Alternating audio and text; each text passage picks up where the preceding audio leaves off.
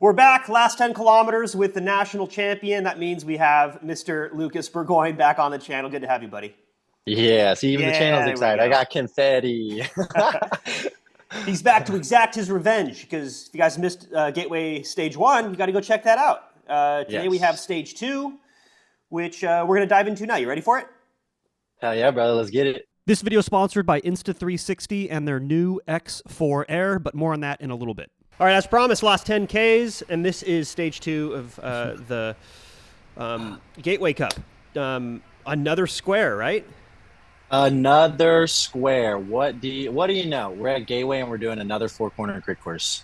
At least you have some daylight this time. And I realize we don't have the data file your cycling computer ate it up. It's gone forever, unfortunately. It did. But this It did. race is just too exciting not to show it. Even though we don't have the analytics, I'll put a screenshot of what the course looks like here. And then you can walk us through like which consequential moments of the course we're at and, you know, which corners. Yeah, absolutely. I have not watched this footage yet. I know the outcome of the race, but I have not watched this footage yet.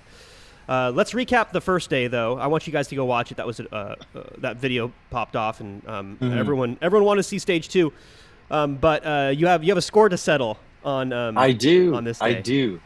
This was probably one of the most excited I was to race a bike all year because just the day before, I had been bested by a absolutely flying Justin Williams, and now I have a point to prove. And that was kind of what today was. And that's the way that I think the boys rode was, hey man, you know, congratulations. Absolutely. Hats off. You did it. Our team got beat and now we got to come back and we got to respond to that. And today's the response. Today was a damn good response. I'll say that much. And that's Richard on your right. For those who don't know, it's Team Yes, Cadence. sir. That's Yes, the sir. squad. Oh my God, you are making up ground on the left. Look at that. You want to see that run of God right here. This is when I do. So I tail gun. For everyone who's learning a little bit about my style, typically what our team does is we have a few guys at the front that mark and watch and cover breakaways. We're a sprinters team. So a lot of times we like to bet on the sprint. And so while my guys are kind of at the front covering and whatnot, will sit about last 10 wheels. I'll stay out of the carnage, out of the shit, bide my time, and then about at 8 to 10K to go, you see me take what you just saw. I call it the run of God, and I slot into position, and then it's go time. And the idea being is like if any threatening move gets away, your teammate's either represented in the move or is controlling the gap up to the move. Mm-hmm. And then meanwhile, you don't have to stress about following every little thing. You don't have to worry about anything except saving energy, staying towards the back, tail gunning.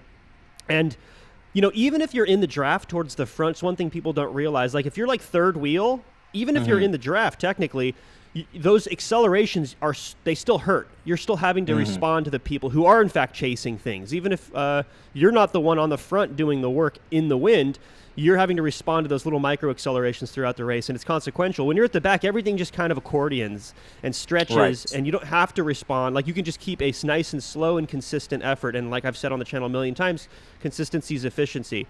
So how do you decide when to move up? Is there a certain, like, what are things that you look out for? Usually it's kind of within, it's dependent first and foremost on the course. This is a huge course, so moving up at 3 laps to go, 5 laps to go is kind of more of the job, whereas on a shorter, more technical course, you have to move much earlier, and usually that's about with 15 or 20 minutes to go, so about the 10 to 15 lap mark. And so that's kind of the strategy I stick to. Like you said, I'm a sprinter, so my job's not to hit the front until about 200 meters to go. I do not touch the wind until then. Otherwise, I just kind of sit pretty, let those guys in green that you're kind of seeing all around me, they're the ones that make sure I keep my proverbial powder dry until 200 meters, and then we do our thing. But yeah, so now we've moved from the back where I was kind of doing just chilling, and now for about the last 6K, you should see me sit in this position right here. Really fast, guys, help me out. Can you tell the difference between these two action cameras? Both are 8K 360 cameras. They both have the same battery life and they share the same replaceable lens feature, but one is $150 cheaper. It's about 40 grams lighter and 1.5 centimeters smaller.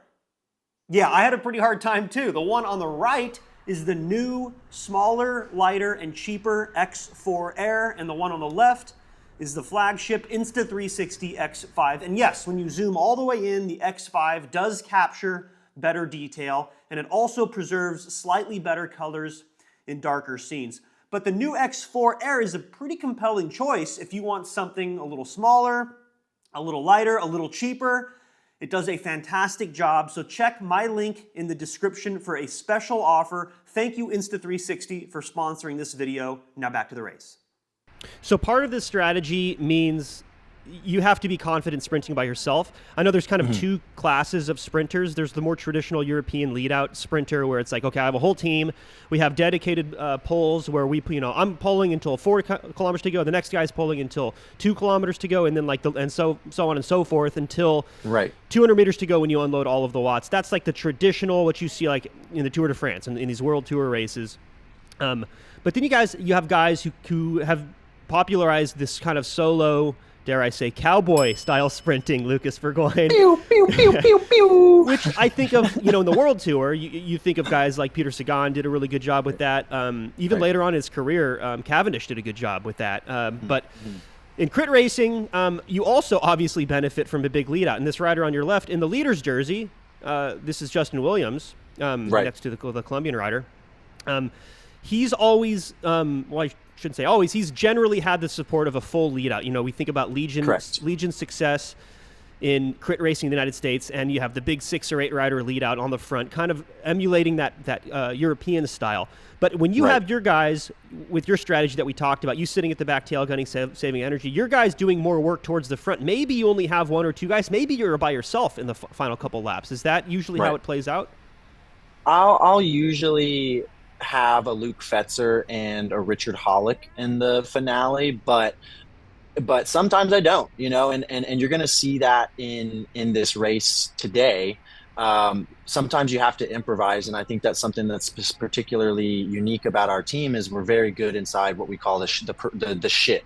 The shit of the peloton is where we thrive, and so you're going to see this happen later at 1 lap to go, where I'm on Richard and Luke, and I actually let go of their wheel, and I'll point it out when it comes, but I let go of their wheel to let other riders slot in to then create a longer lead out with us because we only have 2 riders at 1.5 miles to go. As good as my boys are, with the downhill ramp section in this course, 2 riders isn't enough in that amount of time, and so you have to be smart and play your cards. And though we don't normally do a lead out, we got a pretty good little train on the front right now because we got 2 cadets up there that just rode, I think that's Corey out of the wheel, and then Luke, then Richard's on my right, and then there's me. So that's a 5-man team on the front right now.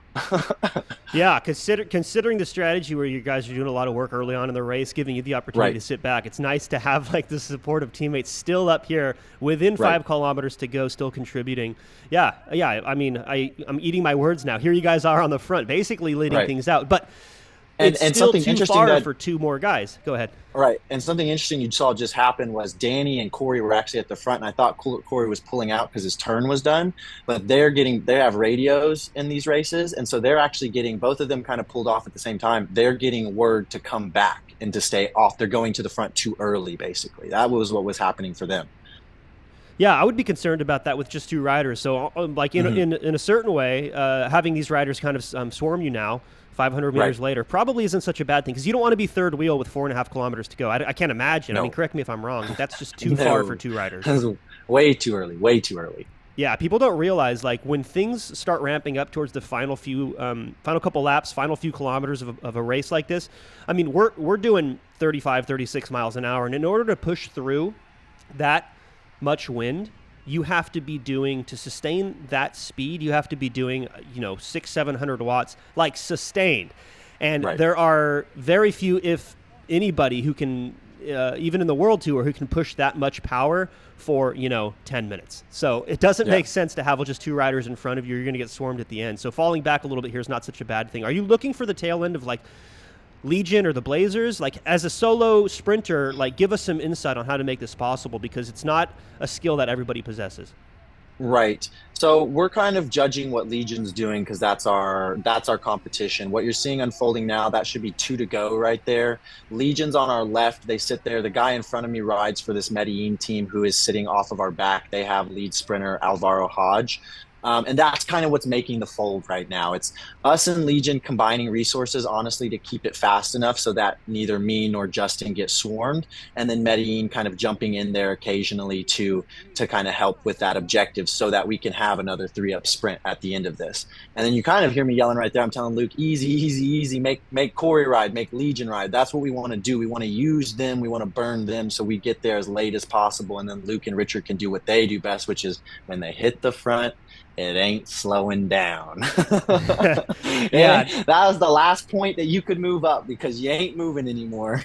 Yeah, the worst thing you can do as a lead out is start to slow down. That's the reason why we were talking about, 4 kilometers to go. You don't want just 2 riders because you can't continue to increase the speed from that far out. You just can't do it. Right. Once you slow down, everybody and their mother's going to pass you. You have to continue going faster and faster. Basically, from this point on, you're going to see the speed just get faster and faster. This is a good wheel to be on, huh, race leader?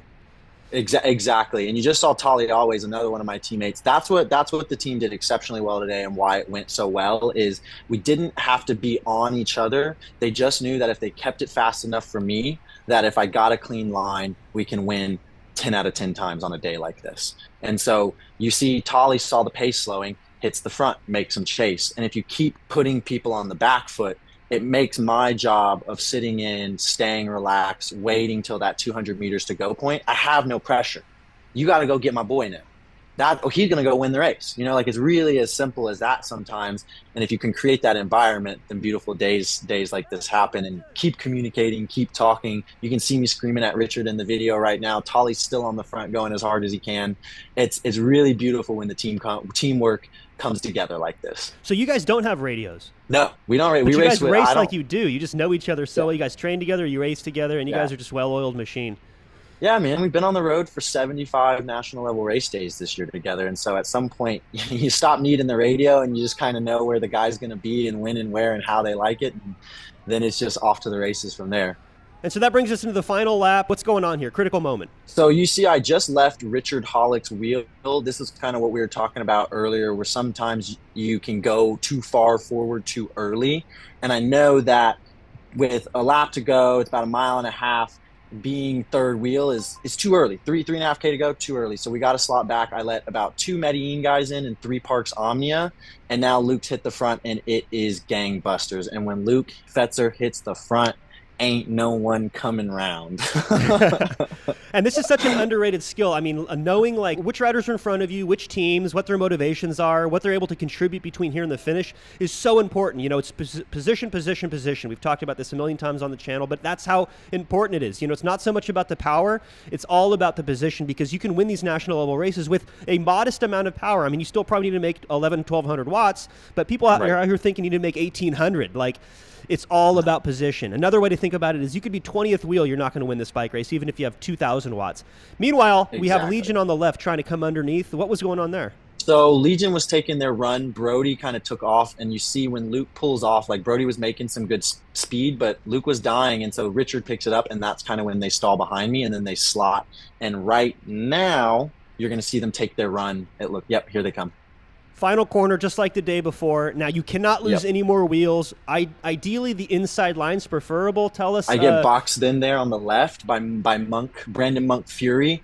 I worked my way out of the box, which was crucial, because if you're in the box, you'll never have a chance to win. But here it comes again. That's the thing about these big sprints. They bunch and they swarm like a washing machine over and over again, and you have to fight out. So I positioned heavy under in this last corner with Justin Williams, because I knew if I drag him wide, he has to take the long line, and I can cut hard left, break through these slips, get the best run, and then go at the finish line full tilt. Boom for the win. Congrats, dude. And tell us how fast you went, because this is crazy. We're thinking we closed it down at about 45.2 miles an hour is what we were estimating. It was an absolutely incredible sprint. It was probably one of my best ones of the year, I'm not going to lie. That is one I could be proud of, and that's when I responded with one hell of a message that, hey, Cadence is still on top, baby. So Gomez, so we don't have the power file, but Gomez hit, 44 point?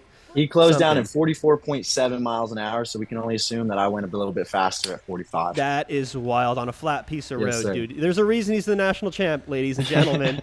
Hey, last 10K with the national champ, Lucas Burgoyne. Dude, I'm down to make this a series. What are we hitting, Gastown next? Gastown next, brother. Let's run it. Thanks, guys, and thanks again to Insta360 for sponsoring this video. Check the link in the description for a special offer.